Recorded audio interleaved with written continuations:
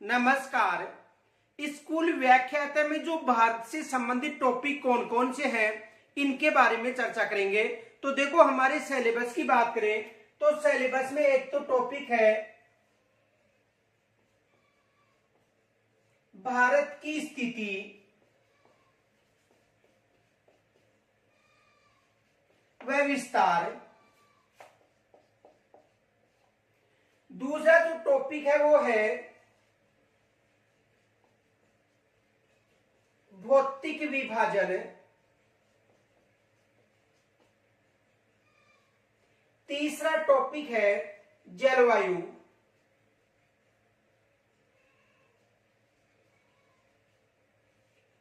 चौथा टॉपिक है वनस्पति।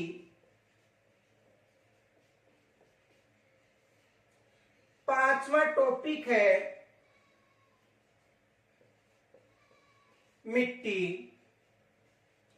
छठवां टॉपिक है प्रमुख फसलें। सातवां टॉपिक है खनिज।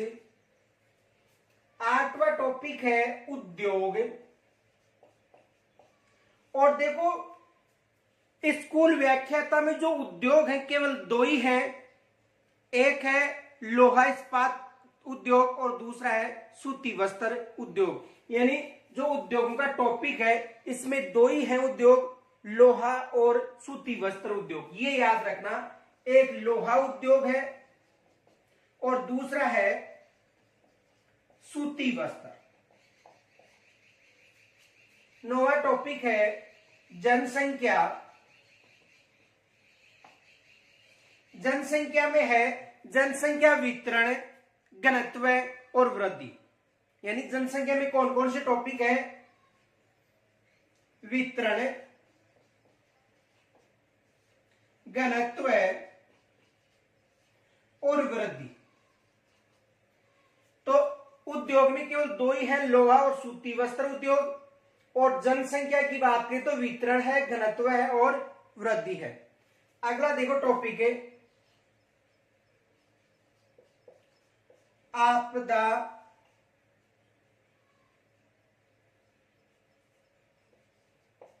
प्रबंधन। आपदा प्रबंधन में देखो, एक तो है बाढ़,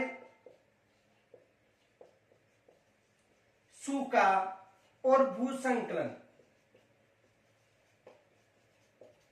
ये किसमें है? आपदा प्रबंधन में। और एक टॉपिक है पर्यावरण समस्याएं व सतत विकास।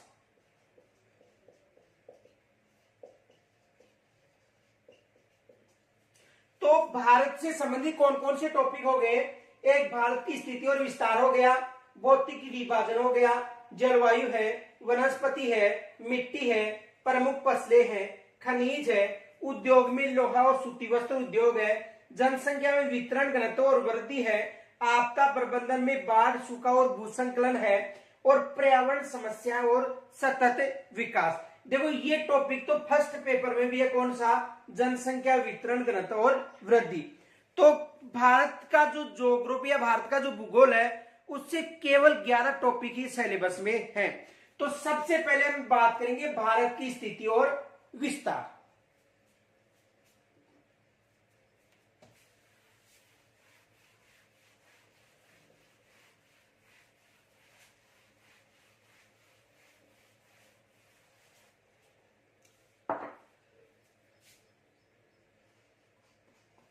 भारत की स्थिति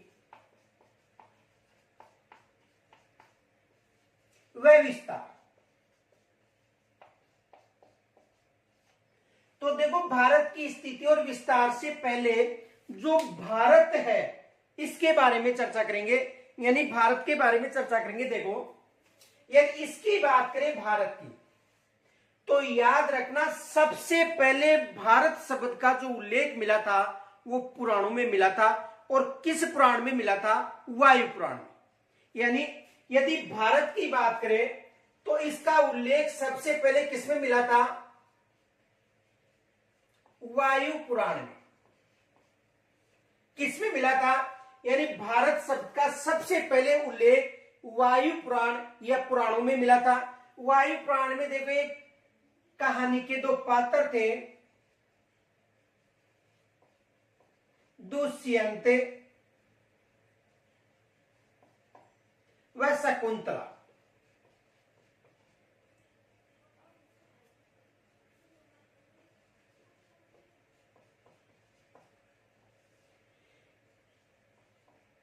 यानी दुष्यंत व शकुंतला, और इनके पुत्र का नाम था भरत। इसके नाम पर ही हमारे देश का नाम क्या पड़ा था? भारत। देखो याद रखना, सबसे पहले यदि भारत की बात करें तो भारत शब्द का उल्लेख वायु पुराण में मिलता है। किसमें मिलता है? वायु पुराण में। और वायु पुराण में देखो दुष्यंत और शकुंतला का जो पुत्र था वो कौन था?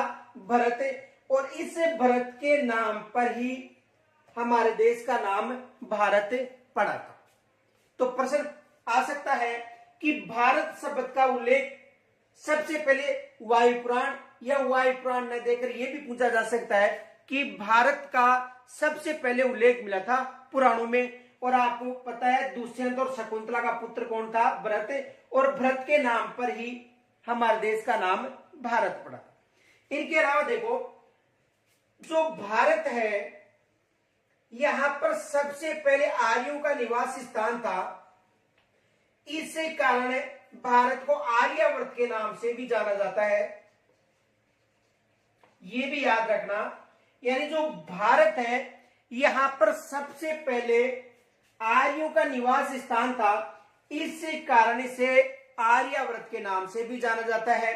और जो भारत का जो दक्षिणी क्षेत्र था इसे जम्बू द्वीप के नाम से भी जाना जाता है। तो भारत को आर्यावर्त के नाम से भी पुकारा जाता है और जम्बू द्वीप के नाम से भी जाना जाता है। यह भी याद रखना कि भारत को आर्यावर्त और वायु पुराण या पुराणों में भारत का नाम सबसे पहले उल्लेखित मिला था।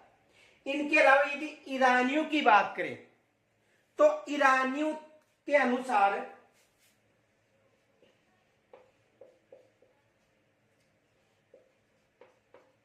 यदि ईरानियों की बात करें तो ईरानी थे वो सिंधु नदी को,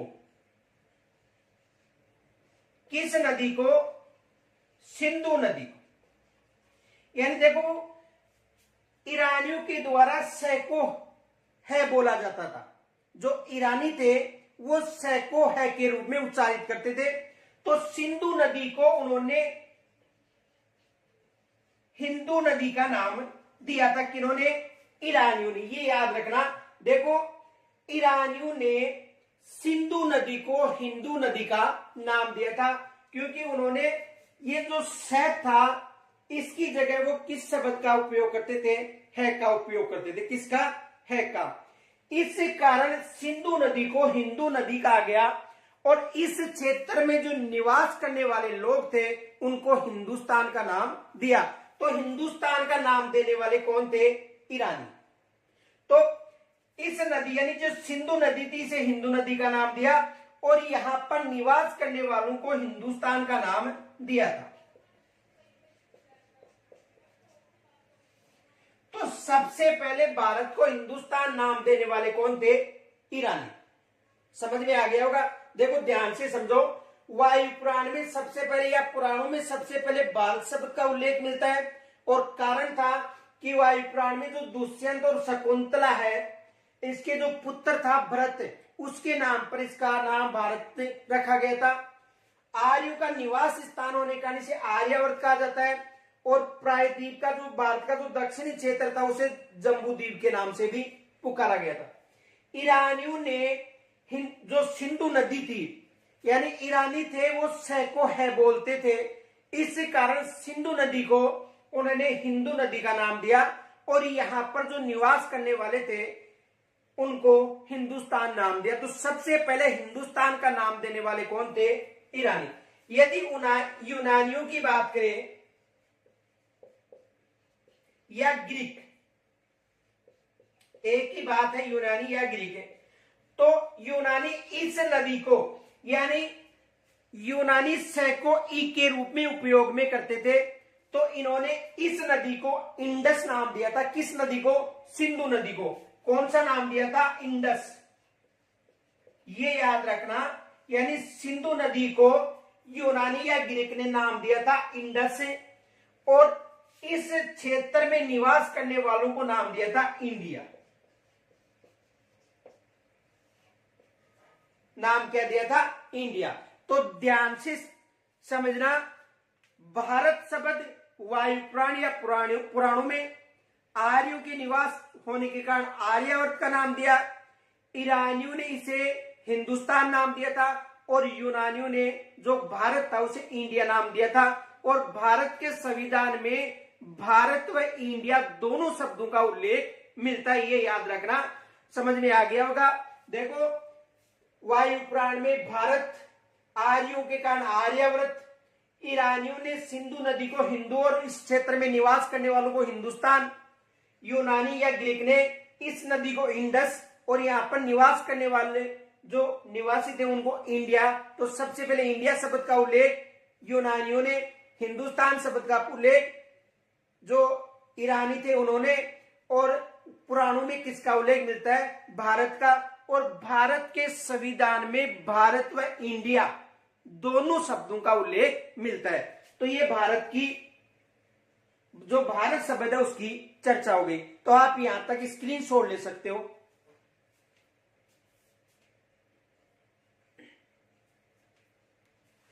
अब देखो आगे,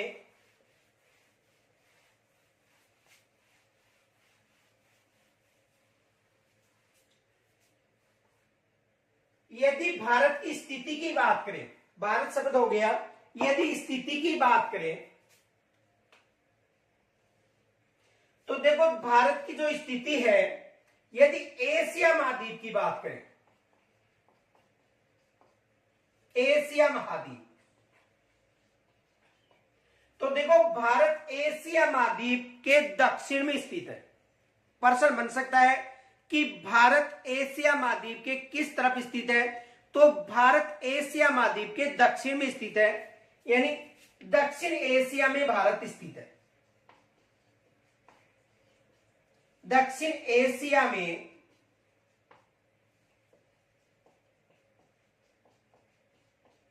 भारत स्थित है।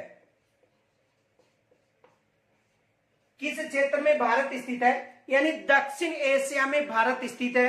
और दक्षिण एशिया में जो एशिया के 8 देशों का एक समूह, ये याद रखना, जिसे सार्क के नाम से जाना जाता है। यानी जो दक्षिण एशिया के जो देश हैं, इनका एक संगठन है जिसे सार्क के नाम से जाना जाता है। और दक्षिण एशिया में जनसंख्या व क्षेत्रफल की दृष्टि से भारत सबसे बड़ा देश है, ये भी याद रखना। तो देखो, एशिया महाद्वीप में भारत की स्थिति है, दक्षिण एशिया में स्थित है। और जो भारत है, ये क्षेत्रफल व जनसंख्या की दृष्टि से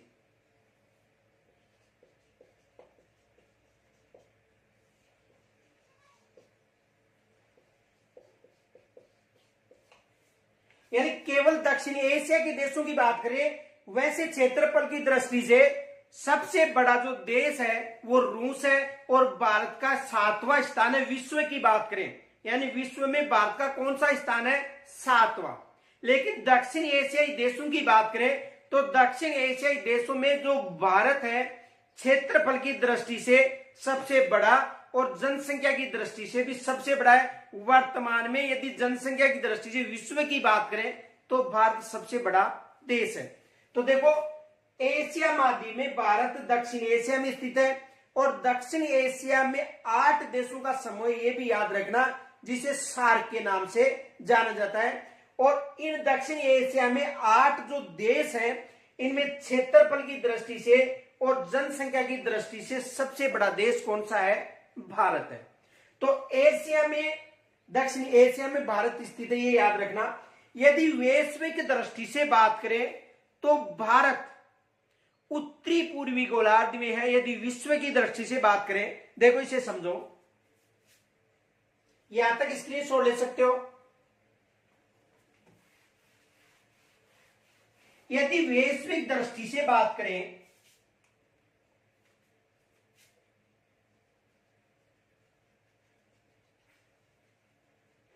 देखो, भूमध्य रेखा के द्वारा या 0 डिग्री अक्षांश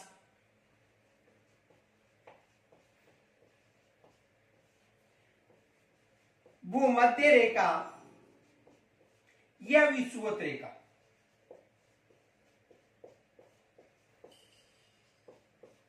के द्वारा भारत को दो गोलार्ध में, ये उत्तरी गोलार्ध है और ये कौन सा गोलार्ध हो गया, दक्षिणी गोलार्ध में विभाजित किया गया है। और जो देशांतरी विस्तार की बात करें तो 0 डिग्री देशांतर, कौन सा देशांतर है, 0 डिग्री देशांतर, जिसे विश्व मानक समय रेखा के नाम से भी जाना जाता है या ग्रीनविच रेखा के नाम से भी जाना जाता है। इसे ग्रीनविच या विश्व मानक समय रेखा। तो इस रेखा से इस तरफ के जो देश हैं ये पूर्वी देश होते हैं और इस रेखा से इस तरफ के जो देश हैं वो कौन से देश हैं, पश्चिमी देश।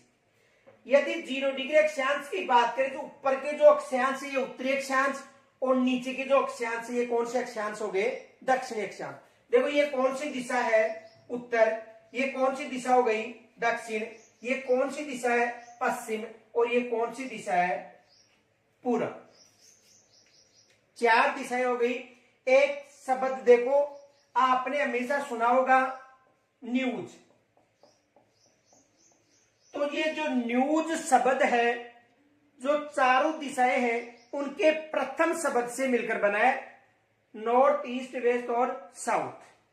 यानी ये जो न्यूज शब्द है ये शब्द चारों दिशाओं के प्रथम अक्षर से मिलकर बना है। ये याद रखना, न्यूज शब्द है चारों दिशाओं के प्रथम अक्षर से मिलकर बना है, नॉर्थ, ईस्ट, वेस्ट और साउथ। तो देखो ये उत्तर दिशा हो गई, ये दक्षिण दिशा, और ये पूर्व दिशा, और ये पश्चिम दिशा। यदि वैश्विक दृष्टि से बात करें तो भारत की स्थिति यहां पर है।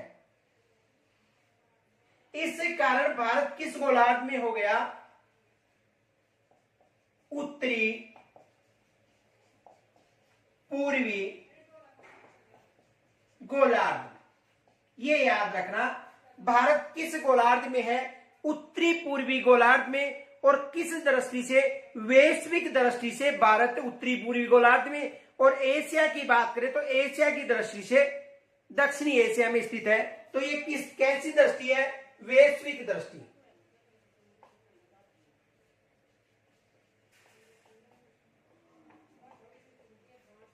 वैश्विक दृष्टि से भारत किस गोलार्ध में, उत्तरी पूर्वी गोलार्ध में है। तो आपको भारत शब्द का और स्थिति का, और अब देखो इसका विस्तार, यहां तक स्क्रीनशॉट ले सकते हो।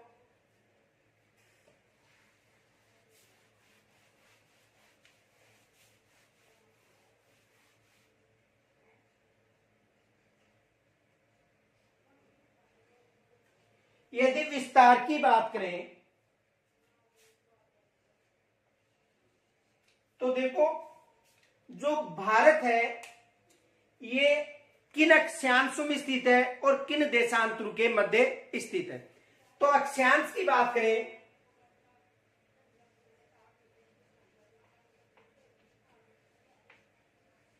तो भारत का अक्षांश विस्तार है, देखो 8 डिग्री 4 मिनट उत्तरी अक्षांश से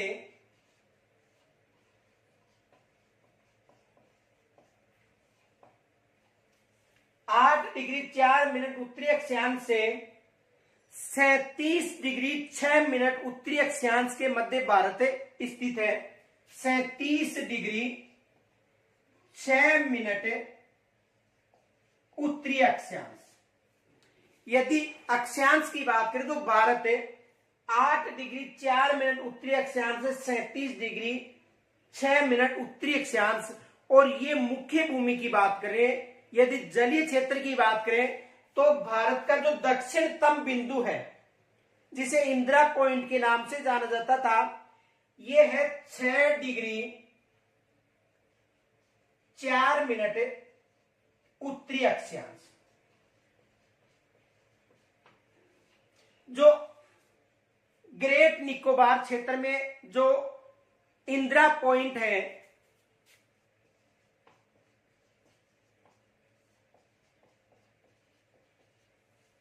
वहां का अक्षांश विस्तार है।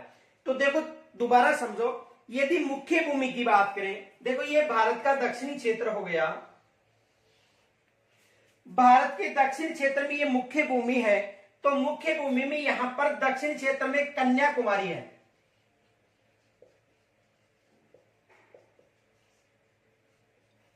तो कन्याकुमारी पर यहां से जो अक्षांश गुजरती है, यह है 8 डिग्री 4 मिनट उत्तरी अक्षांश। कौन सा अक्षांश है? 8 डिग्री 4 मिनट उत्तरी अक्षांश है। और कहां पर है? कन्याकुमारी।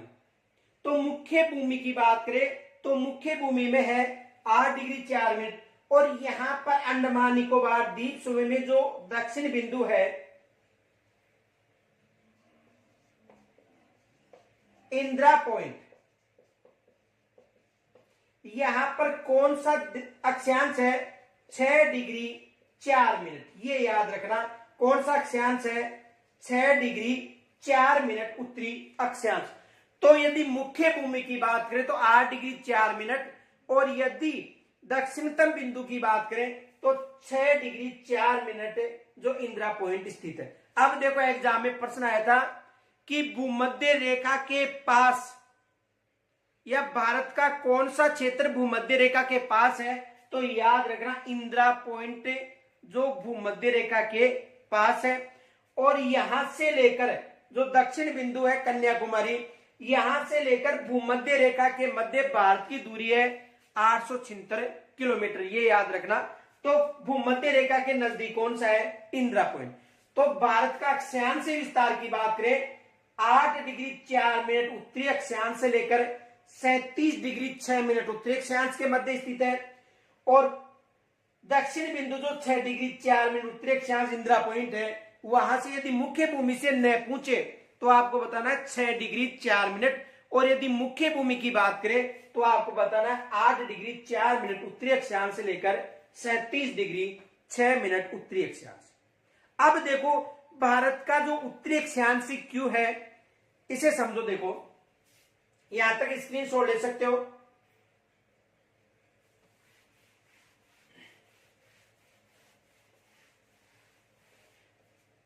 देखो यदि बात करें, आपको पीछे बताया था कि 0 डिग्री जो अक्षांश है, इससे जो दक्षिण के जो देश है या दक्षिण के जो अक्षांश, वो दक्षिणी अक्षांश और उत्तर के अक्षांश उत्तरी अक्षांश। देखो इसे समझो, जो 0 डिग्री है, इस रेखा को 0 डिग्री अक्षांश या भूमध्य रेखा या विषुवत रेखा के नाम से जाना जाता है।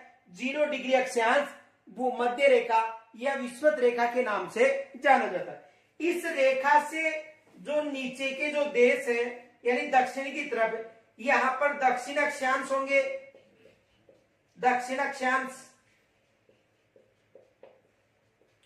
और इससे ऊपर के जो अक्षांश है वो कौन से अक्षांश होंगे? उत्तरी अक्षांश। तो भारत है यानी भूमध्य रेखा से भारत की जो मुख्य भूमि है कन्याकुमारी। और कन्याकुमारी किस राज्य में है? तमिलनाडु में। ये याद रखना, कन्याकुमारी किस राज्य में है? तमिलनाडु में। और इस मुख्य भूमि से भूमध्य रेखा तक की भारत की जो दूरी है, ये है 876 किलोमीटर। कितनी दूरी है? 876 किलोमीटर। तो इस रेखा से भारत उत्तर की तरफ है, इस कारण भारत का जो अक्षांश होगा वो उत्तरी अक्षांश होगा। और यहां पर जो अक्षांश है, मुख्य भूमि की बात करें, वैसे इंदिरा पॉइंट है वहां पर 6 डिग्री 4 मिनट जो उत्तरी अक्षांश होगा, लेकिन मुख्य भूमि की बात करें तो मुख्य भूमि यहां पर 8 डिग्री 4 मिनट। कौन सा अक्षांश होगा? उत्तरी अक्षांश, क्योंकि भूमध्य रेखा से भारत उत्तर की तरफ है, तो कौन सा अक्षांश होगा? उत्तरी अक्षांश होगा। और यहां पर भारत का जो दक्षिण क्षेत्र है, यानी जो जम्मू कश्मीर की बात करें,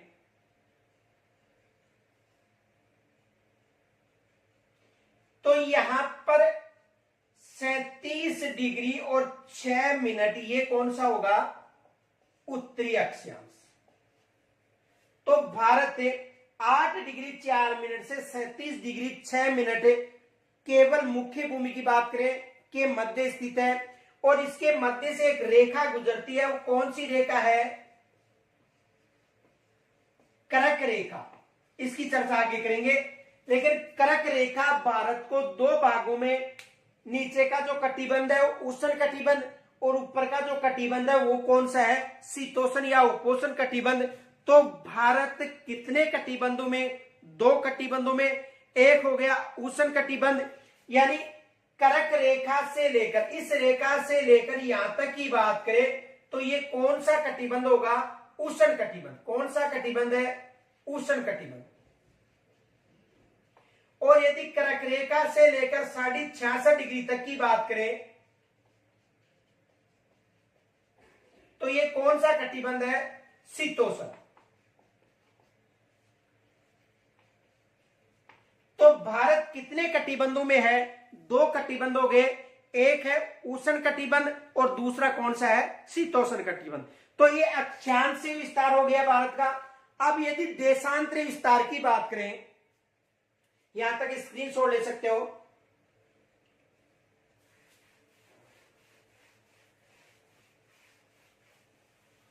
यदि देशांतरीय विस्तार की बात करें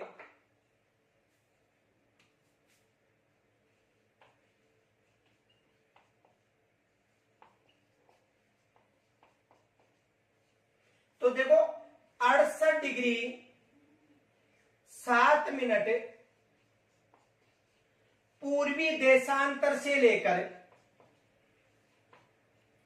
97 डिग्री 25 मिनट पूर्वी देशांतर के मध्य भारत स्थित है। यानी किन देशांतरों के मध्य?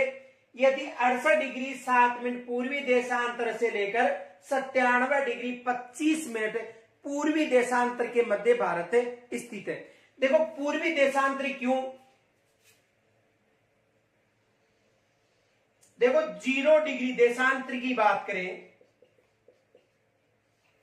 तो 0 डिग्री देशांतर से इस तरफ के जो देशांतर होंगे ये पूर्वी देशांतर, और इस तरफ के जो देशांतर है ये कौन से देशांतर है? पश्चिमी देशांतर। ये कौन से देशांतर हो गए? पूर्वी देशांतर। और इस तरफ के जो देशांतर है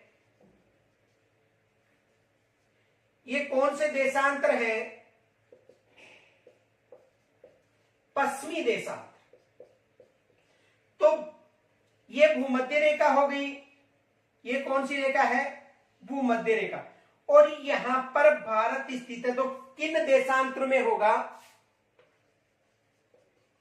पूर्वी देशांतर। समझ में आ गया होगा। तो भारत किस देशांतर में है? पूर्वी देशांतर। और ये भूमध्य रेखा हो गई, ये विश्व मान्यता ग्रीनविच रेखा हो गई। और यहां पर भारत स्थित होने के कारण भारत किस गोलार्ध में है? यदि वैश्विक दृष्टि से बात करें तो भारत उत्तरी पूर्वी गोलार्ध में। देखो ये उत्तर हो गया, ये दक्षिण हो गया, ये पश्चिम हो गया, ये पूर्व हो गया। तो भारत किस गोलार्ध में स्थित है? उत्तरी पूर्वी गोलार्ध में स्थित है। तो देखो आज हमें भारत स्थिति और विस्तार यानी कि भारत शब्द का उल्लेख कब हुआ था, इसकी स्थिति क्या है और इसका विस्तार। अब देखो जो भारत का जो क्षेत्रफल है वो कितना है, इसके बारे में चर्चा करेंगे।